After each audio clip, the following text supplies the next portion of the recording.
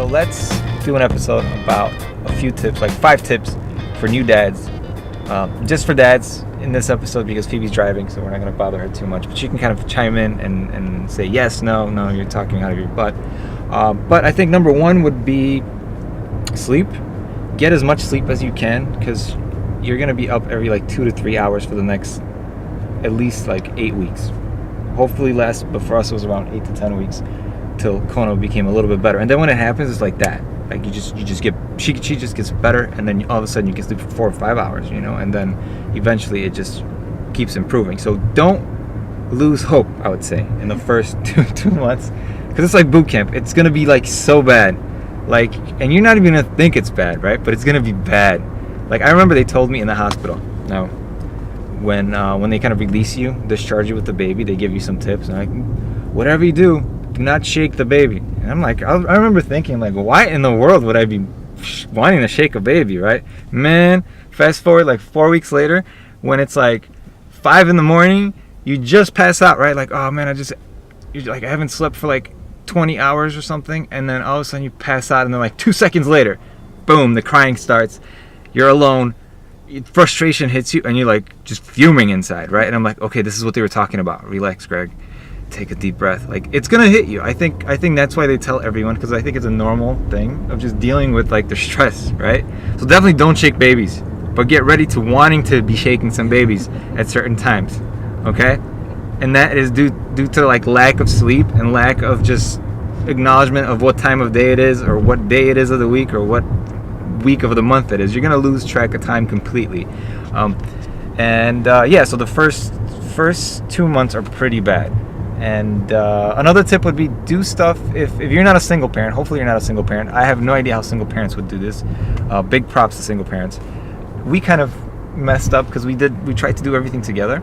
So we would stay up at the same hours, change the baby together, kind of bathe the baby together, which we still do all the bathing together. But it's good to alternate. So try to go into like a zipper pattern, give the other person a little bit of break. Like let one person sleep and have the other person, kind of take a shift, and then switch shifts. And that's going to give you a lot better mental health to deal with whatever's coming up. Okay, number two. And for number 2, this is a scary one, and I'm not a doctor, so definitely like call your doctor, call your nurse if this happens. But don't freak out if you get any like blood in the poop. Because I kind of freaked out. And Kona was like pushing really hard, and then you get like a little red streak, and I guess this is like, they tear their butt a little bit when they're pushing hard, and they can be, depending if you're breastfeeding or if you're doing formula, it takes a little bit for them to get used to whatever they're on.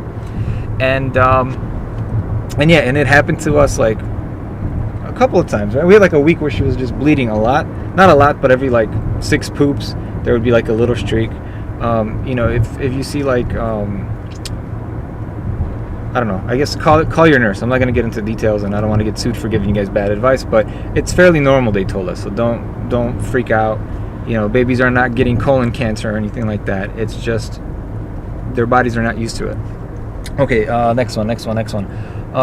Colic-like behavior. I still think that our Kono had a little bit of colic in her, because she was crying at all times during the night, and a lot of parents have to deal with this. It gets better, and it gets better like that, but again, it's kind of like that boot camp. You have to get through that boot camp, and I think they get better once their bodies get used to whatever you're feeding them, if it's breast milk or formula. Because right now we're in an awesome place.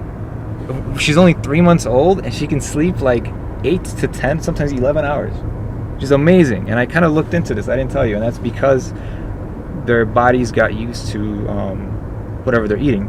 They don't have to discharge that every 2 or 3 hours. Because on the beginning, you're going to be going through a lot of diapers. What do we go, like 6 diapers every feeding? So every 3 hours, you would go to six diapers.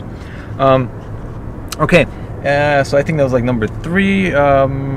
Frustration, depression kind of hits with number 1. Lack of sleep is going to give you some depression. And I'm sure you heard stories that moms get into postpartum depression a lot. In our case, I am the one that I think got hit with postpartum depression. I felt like sometimes like I wasn't connecting with Kono. I felt like she was, you would get smiles, and sometimes I wouldn't get smiles, and I felt like I was doing something wrong. So that really like bothered me. And I just felt like, you just kind of fall into like a hole, and then you have to climb out.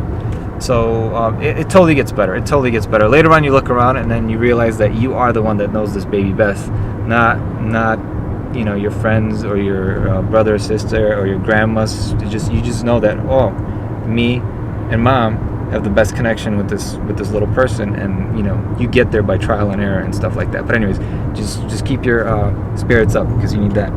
And I think that's like, I said like 5 things, right? So, did you say 5 already? I don't know. I think whatever. Let's track the numbers. We're driving here. Tummy time. Try to give them a little bit of tummy time each day, right off the bat. Put them on their tummies. They might, like we did a stopwatch on the beginning, and we would do like, I think she made it like 30 seconds. She would start crying. Then next day we tried to do like 45 seconds. And now, I mean, later on she's gonna want to do it a few times a day. And so tummy time is a really good kind of exercise for them. It helps them with the neck. And sometimes when they're so like used to being on their backs, tummy time is something that they look forward to. So that might give you some peace and quiet. But the first, I think, like even right now, like right on the beginning, like you do not leave them unattended when they're doing tummy time. So it's not really going to give you like much of a break, but you won't have to hold them. All right, and I think my biggest, I'm going to save this biggest one for last, because I don't know if everyone knows this, and only one of the nurses did this in the hospital. But the biggest tip I received was in a hospital from one of the nurses, and it came to changing diapers. And this is my favorite, because I think if I didn't get this tip, we would have been doing a lot more washing of things. But that tip would have to be to put a new diaper underneath your baby's butt before you take off the old diaper. Because a lot of times, like, you'll take it off, you clean her, and when that cold air hits that area, they like to pee sometimes. And if you don't have a diaper underneath, it's gonna go on like on your changing table or whatever, if you have a blanket or something like that, like something's gonna get messed up. So that is by far the best tip I've received, and I've been using it since we came home from the hospital. I still use it, and I think it's a beautiful, beautiful tip. Best tip. Yeah, that's all I got. Be good dads. We got this. Don't shake the baby.